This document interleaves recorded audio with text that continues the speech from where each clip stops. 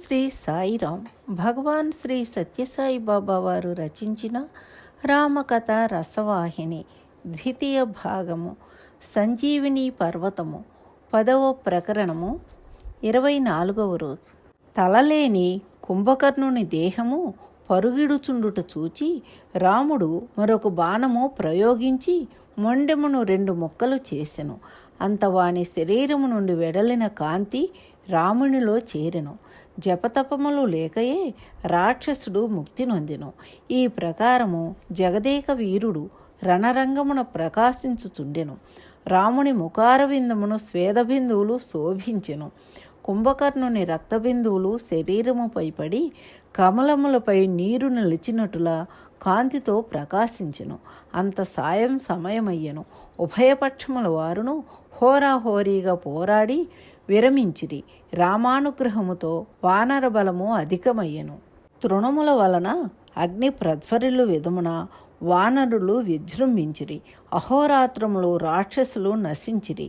రావణుడు అనేక విధముల విలపించెను. మాటి మాటికి తమ్ముని శరీరమును హృదయమునకు హత్తుకొనుచు ఏడ్వసాగెను. మేఘనాథుడు వచ్చి అనేక విధముల తండ్రిని ఓదార్చును.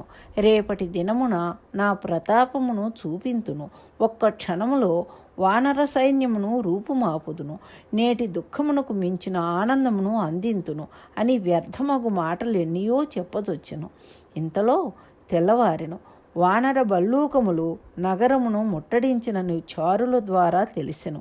దానిని గుర్తించి రాక్షసులలో వీరులు శూరులు అయిన వారెందరో యుద్ధమునకు సిద్ధమై వచ్చిరి. ఎవరి బలములు వారు వినియోగించ మొదలుపెట్టిరి. ఆనాడు ఇరుపక్షముల వారి యుద్ధము వర్ణనాతీతము. మేఘనాథుడు మాయారథమును అధిరోహించి అంతరిక్షమునకు ఎగసెను. అంతరిక్షము నుండి ప్రళయకాల మేఘము వలె గర్జించెను. వాని గర్జన వినిన వానరులు భయమున త్రుళ్ళిపడిరి. భూమి దద్దరిల్లెను.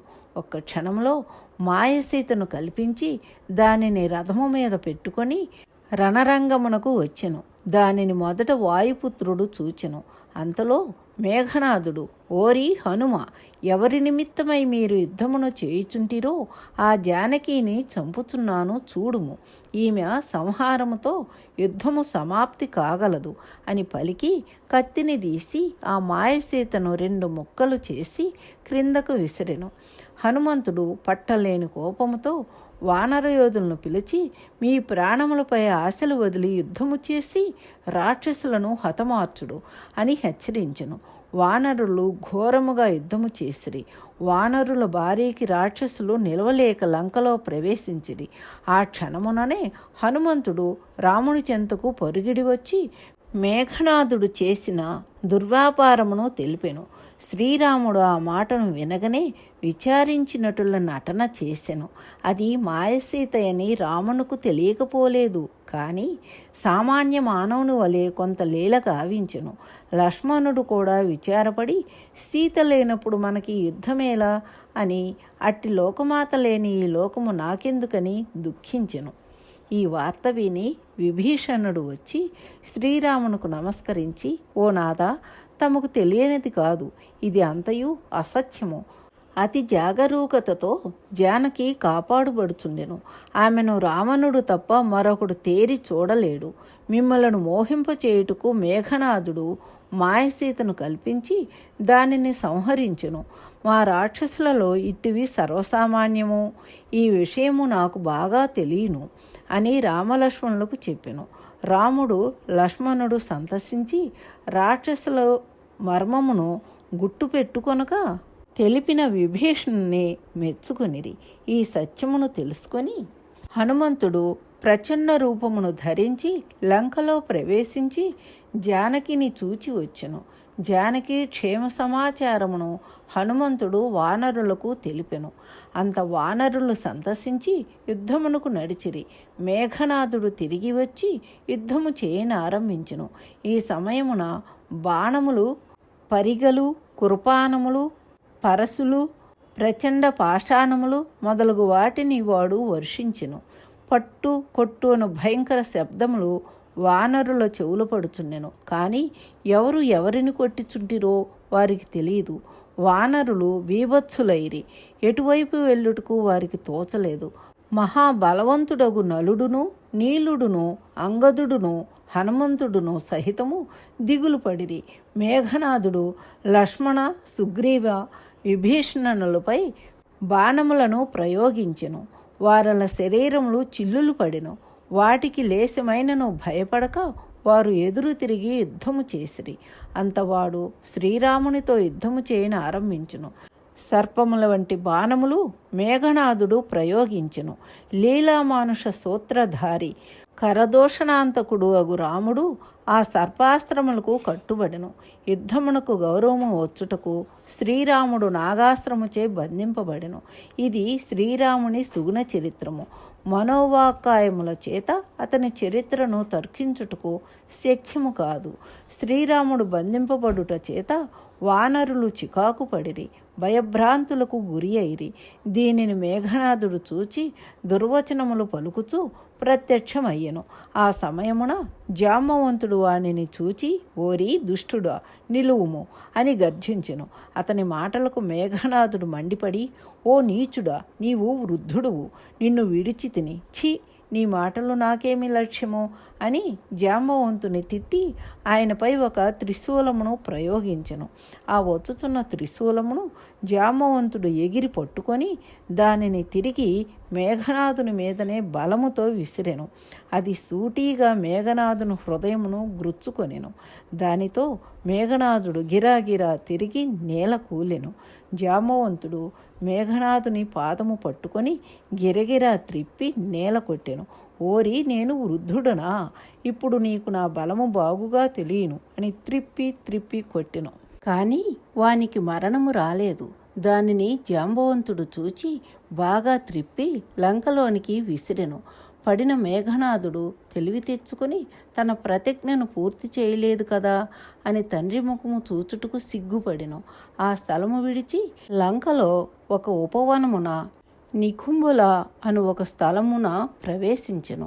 అక్కడ రాక్షసులు అనేక తపములు చేసి వరములు పొందిరి. వాడు అక్కడికి వెళ్ళెను.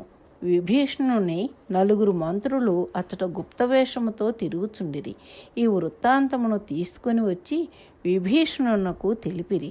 విభీషణుడు శ్రీరాముని చెంతకు వచ్చి, ఓ నాదా, ఇప్పుడు ఒక సమాచారము వింటిని. మేఘనాథుడు దుర్మార్గుడు, మాయావి, దేవకంటకుడు. ఇప్పుడు వాడొక పాపయజ్ఞము చేయుచుండెను. వాని యజ్ఞమే సంపూర్తి అయిన ఎడల వానిని జయించుట కష్టమనెను. శ్రీరాముడు విభీషణుని మాటలు విని సంతసించి అంగద హనుమంతులను పిలిపించి, ఓయి తమ్ములారా, మీరిద్దరూ లక్ష్మణునితో కూడి వెళ్ళి యజ్ఞమును భంగము చేయుడు.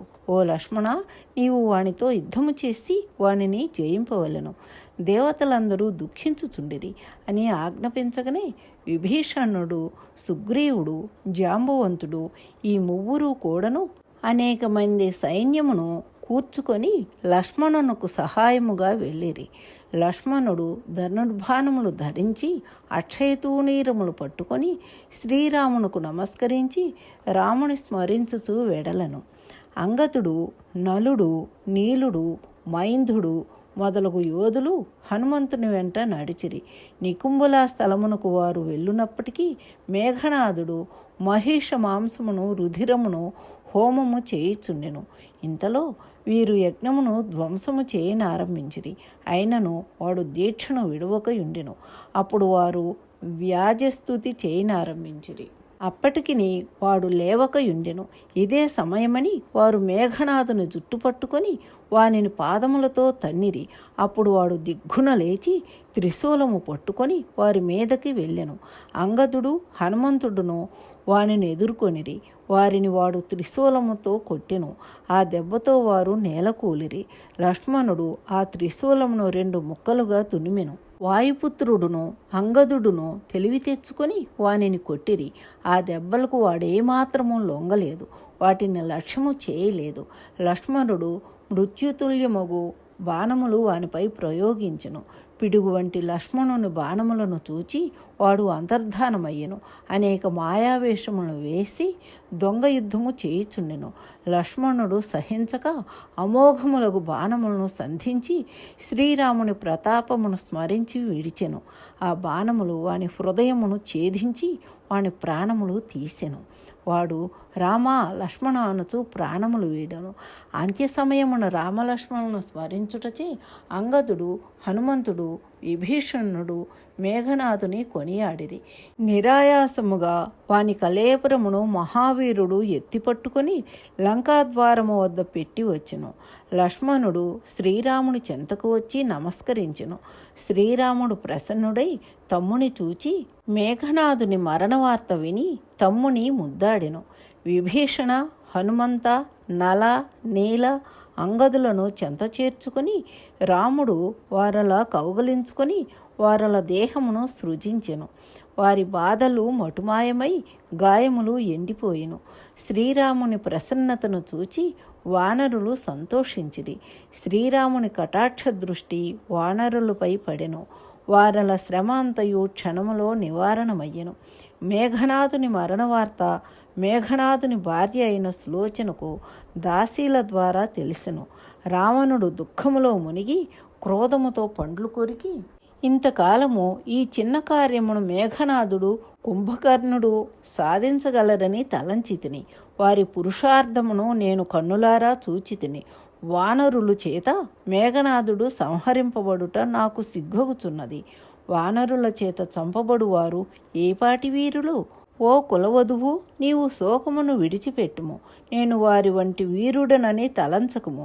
ఒక 4 గడియల కాలంలో నీవు శాంతించగలవు. నా బలపరాక్రమములను ఘోర సంగ్రామములో చూడగలవు. నీ భర్తను చంపిన శత్రువుల శిరస్సులను త్రుంచి తీసుకొని వచ్చేదను. ఇందులకు సందేహము లేదు అని సులోచన చెంతకు పోయి ప్రగల్భములు నాడెను. కోపముచే మండిపడిపోయెను. సౌశీల్యవతి అయిన సులోచన, హే దశానన, ఇంకను శత్రువులను జయింపగలనను ఆశ కలదా? మీరు మోహాంధకారమును పడి ఉంటిరి. మామగారితో ప్రతిభాషలాడుట పాపమని తలంచి వాదించుట నిరర్ధకమని గ్రహించి నాలో నేను మింగి ఇంటిని. మీ రోషమే ఈ లోకములోని రాక్షసుల నాశనమునకు మూల కారణము. మీరు శ్రీరాముని జయించలేరు. ఇది సత్యము సత్యము అని దిగ్గున లేచి ఏడ్చుకొనుచు మండోదరి వద్దకు వెళ్ళెను. అత్త చరణములు పట్టి, నా ఈ దుర్గతికి నీ పతియే కారణమనియు, నీకును నేడో రేపో ఇట్టు దుర్గతి రాక తప్పదనియు కఠిన వాక్కులు ఆడదొడిగెను. మండోదరి కూడా రావణుని దుర్బుద్ధికి విచారించి సులోచన చెప్పిన వాక్యములు పరమసత్యములని విలపించెను. మండోదరి, సులోచనలు శ్రీరాముని గుణగణములు వర్ణించి సీత యొక్క సౌశీల్యమును కొనియాడి కడకు శ్రీరామ దర్శనమైనను మనకు కలిగిన జన్మ సార్థకమగునని తమలో తాము చింతించిరి. రావణుడి కోడలైన సులోచన దుఃఖమును చూడలేకపోయెను. ఆమె మాటలు శూలముల వలె హృదయమున నాటుకునిపోయెను. విపరీతముగా దుఃఖించి అంతటితో కుమారుని కోల్పోతిని కదా అని నేలకూలి తలను కొట్టుకొనుచు విలపించెను. ఇక తాళలేక శివాలయమునకు వచ్చి ప్రార్థించెను. అంత మంత్రులు వచ్చి, ఓ రాజా, ఎందులకు వ్యర్థముగా విచారించెదురు? ఆకాశము మీద మేఘముల వలె ధనము, పుత్రులు, పతులు, సతులు మొదలగు అన్నీ అశ్వరములు. మేఘములోని మెరుపు వలె జీవనము క్షణభంగరము. ఈ సంగతి తెలిసి కూడా మీరింత మోహమున మునుగుట మంచిది కాదు. ముందు స్థితిని విచారింపుడు, శత్రువులను నశింపచేయుటకు తగిన ఉపాయమును చూడుడు అని ఎన్నియో విధముల ఓదార్చిరి. ఓం శ్రీ సాయిరామ్. సర్వం శ్రీ సాయిరామ పాదార విందార్పణమస్తు. సమస్త లోకాః సుఖినో భవంతు. ఓం శాంతి శాంతి శాంతి.